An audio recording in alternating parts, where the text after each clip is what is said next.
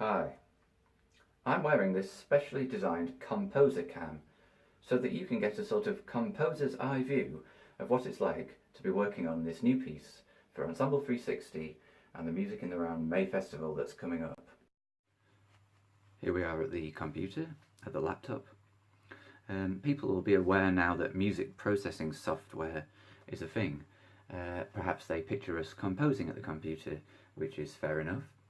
I think it's worth noting what this software can help with and what it can't do. For example, it shouldn't really be helping us come up with the material in the first place, any more than you'd use a word processor, to get ideas for what to put in a book. It's a little dangerous that this software offers playback, because I could use that as a sort of replacement for my musical imagination. If I just don't really know what I want, but I think it might look vaguely something like this, I can then play it back and just keep tweaking it until I get something that I might want to keep.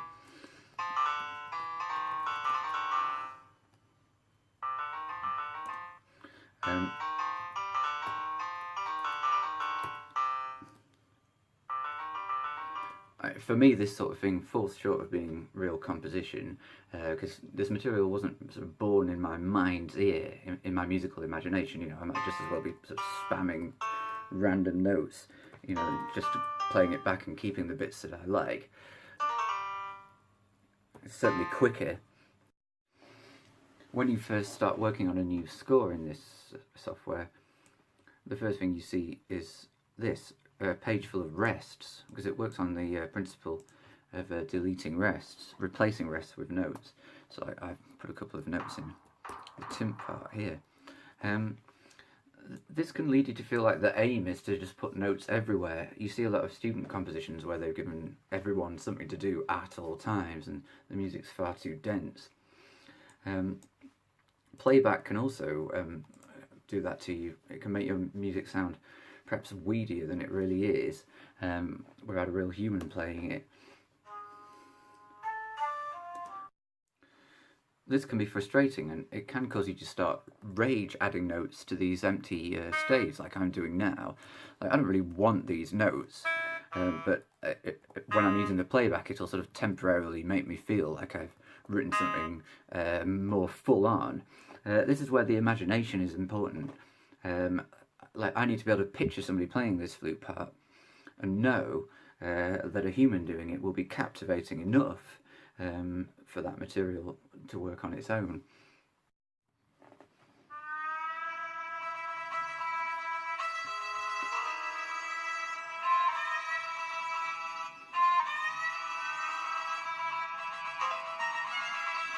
So yeah, a couple of chords we may recognise there.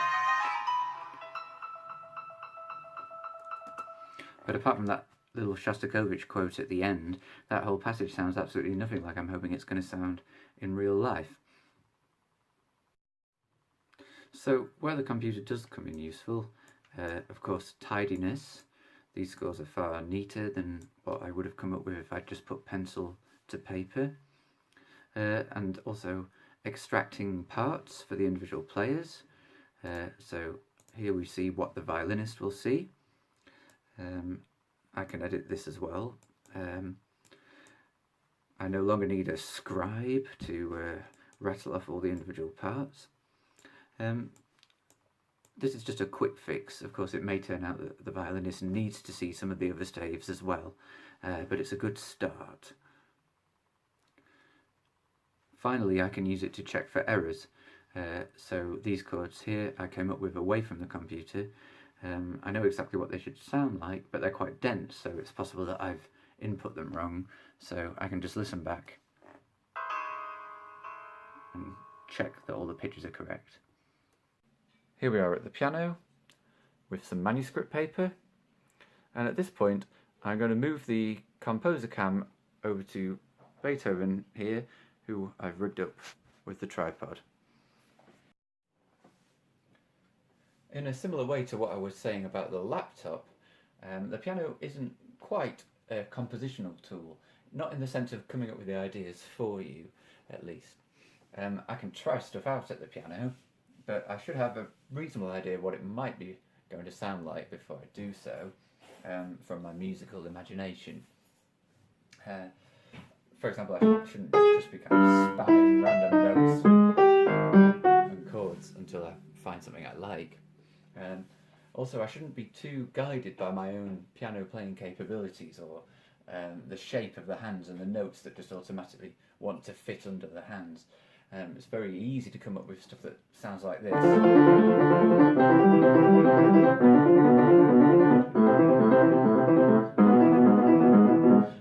Because it just falls under the fingers so easily. You know, you get a lot of student compositions that sound exactly like that. You know, and some pieces by established composers as well.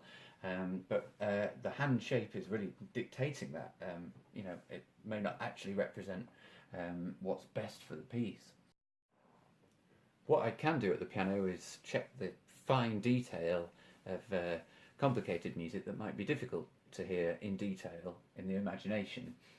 So here I've got some stuff that has been worked out before I even sat at the piano.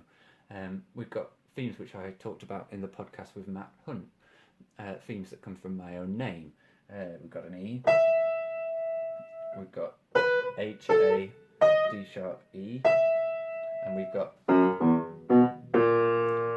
the misquote there from the cello concerto that sounds a bit like it.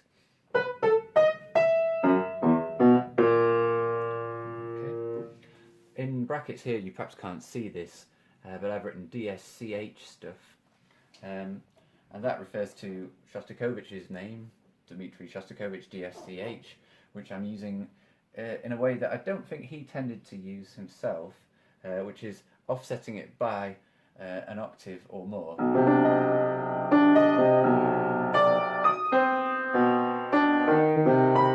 And we're at the piano partly to work out exactly which octave those notes are going to appear in and how rapidly when that stuff comes up. Then we've got the theme from the longest version of my name, Thomas Richard Owen. Then the cello concerto comes up again. And then a final E with a little cluster of grace notes attached. Okay. And what I'm going to do is experiment with some different voicings of this material that sort of crosses the registers of the piano in quite a wild way. And I'm going to check, one, that it's playable, two, I'm going to make a note of the octaves that I choose, because that's the sort of information that's difficult to retain in one's memory, and I'm also going to decide on a rhythm that is playable but still quite wild. So.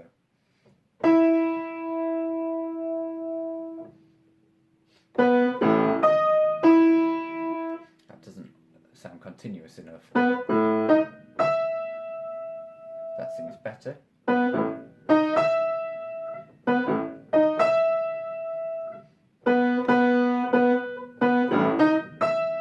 So at this point I've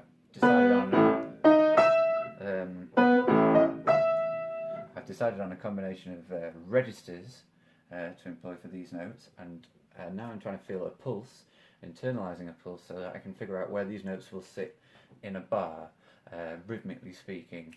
Okay,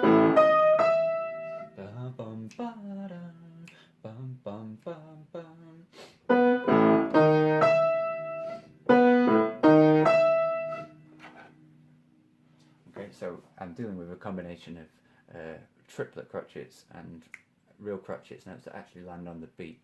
So here I can start writing still in a sort of shorthand.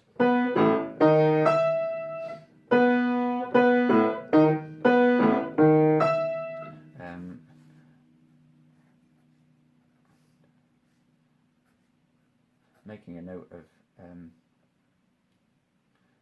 the combination of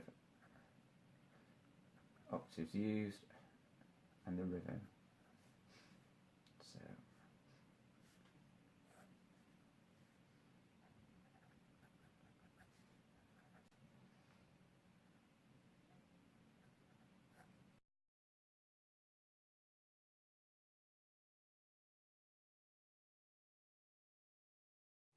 okay, so after a short time I've got everything down in my shorthand here relating to these phrases. I've made a note of the rhythm, and I've made a note of the octave hopping decisions that I've made.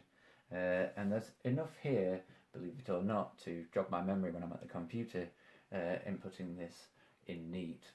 I can play it now in slow motion. I'll try and feel a pulse. The pulse will be stronger in the actual piece because there'll be more going on in the text here. It will be a touch quicker than this, but it's something like...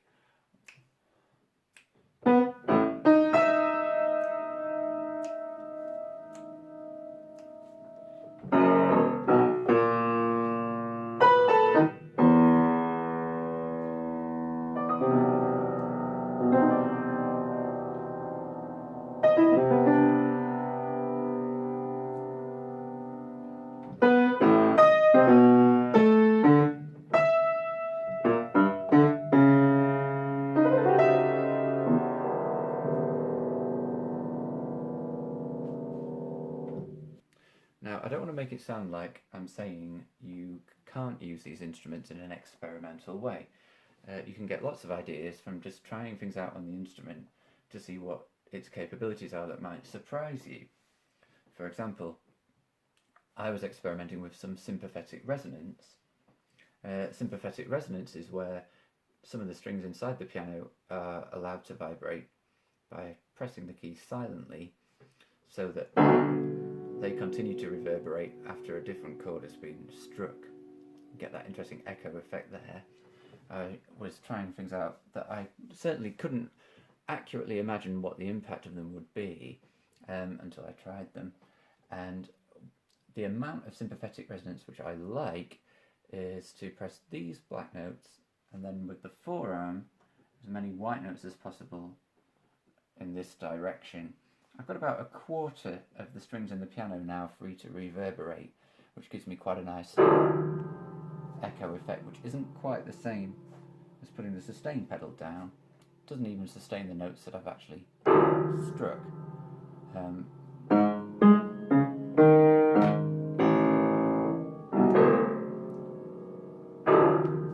But this gives you a sort of sneak preview of the very end of my piece. It's also more effective on a grand piano, which is exciting, although it's fine that we're working on an upright piano here, just to figure out the layout, the structure of the piece, how it's all going to work. Here we are back at the laptop, and I'm now going to input that material that we were just trying out at the piano. I'm reading directly off the notes that we made, and I thought I'd give you an idea of how quickly this stuff can get input. Here we can see I'd already begun the accompanying text here that's going to be going on underneath that piano tune. But I couldn't really get more than 3 bars into it without knowing the specifics of the piano part. So the piano's going to enter here, and once that piano line's in, I'll be able to finish off writing this background text here and match it exactly. Some people would be doing this with a MIDI controller keyboard, and I haven't got room for one in here, but I'm not used to one anyway. It's possible to get fairly quick with the keyboard shortcuts here so that you're basically typing anyway. A mixture of the keyboard and the mouse.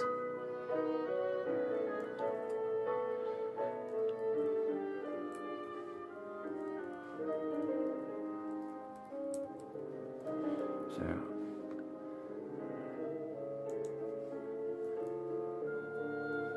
in go the notes with the rather abrasive octave leaps. Okay. Of note is that I'm listening to some music. Other members of Platform 4 would disagree with this. I know that Tom James likes total silence at all stages in the proceedings, for example. I find I'm fine to listen to some music as long as I'm just doing the sort of thing that I'm doing now, the kind of work where you've already made all the compositional decisions and you're basically just typing. You can use any music you like. I'm going with Ensemble 360's recording of the Poulenc Trio for oboe, bassoon and piano.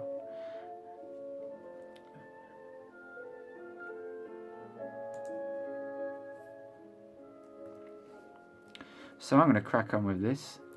Hope to see as many of you as possible at the concert, and of course all the other May Festival concerts, when this piece will be complete.